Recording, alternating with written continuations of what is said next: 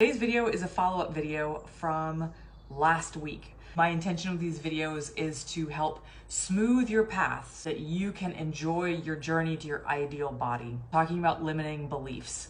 And if you recall from last week, I talked about how limiting beliefs are internal maps that we have created of the world, and these maps affect how we navigate life. More often than not, they're based on information that we got when we were younger, or maybe more inexperienced rather, and you find yourself at a point now where your internal maps, they're due for an upgrade because they're not getting you anywhere. You've got a place you want to go, but your map is basically telling you, nope, there's no bridge from here to there. So how do we do that actually? The way that I have found helpful to identify my own limiting beliefs is through a writing exercise. I want you to imagine that I could snap my fingers in an instant. All of the things in your life that are keeping you from enjoying your life are fixed. For 3 minutes, what I would like you to do is write down all of those things that would need to be fixed. So any struggle that you're having in your life right now might be around weight specifically, but you might have other things too. The truth of it is you can have limiting beliefs around just about anything in your life. So it could be around your career, it could be around your relationships, it could be anything. So highly recommend using this for all of the things. So 3 minutes, you're just gonna write, what are all the things that are keeping me from living my best life? I encourage you to take 3 minutes and to write for 3 minutes. Even if some of the stuff you're writing is just crazy and off the wall. So let's say you really are unhappy with your weight and you really are unhappy with your job. You write those two things down and then you're like, that's basically it. Then just start to say the fanciful things, we'll say. Man, if my car were red instead of gray, I don't know, just something random that is not really that big of a deal, but I invite you to really dig in and write for the whole 3 minutes, because that allows you to get in all the nooks and crannies of your mind and begin to think creatively and to think with a possibility mindset, which is what exercises like this, they really thrive when you can think that way. Step number 2, rank those problems.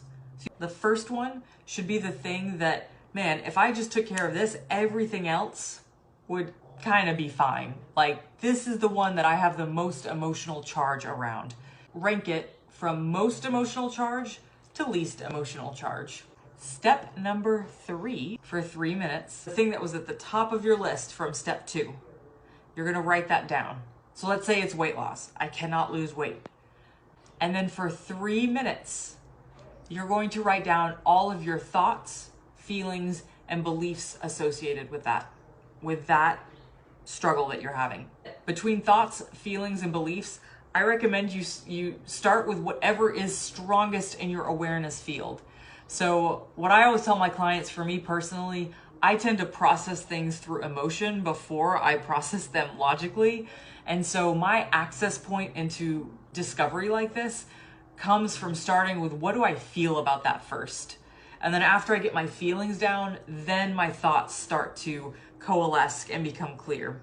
You might be the opposite. You might be a very logical minded person. Maybe you start with your thoughts about it first, and then that segues into your beliefs and your emotions. Yes, for 3 minutes, you're gonna write down any thoughts, beliefs, feelings that you have about this number one struggle in your life. The same thing as with step 1.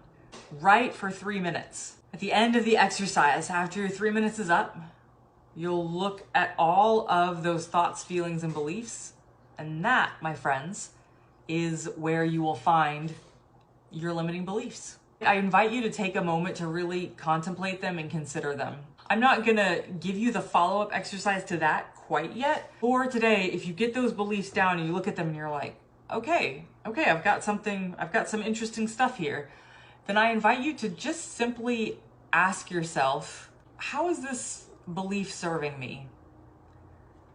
And is there any way where maybe it's not 100% accurate?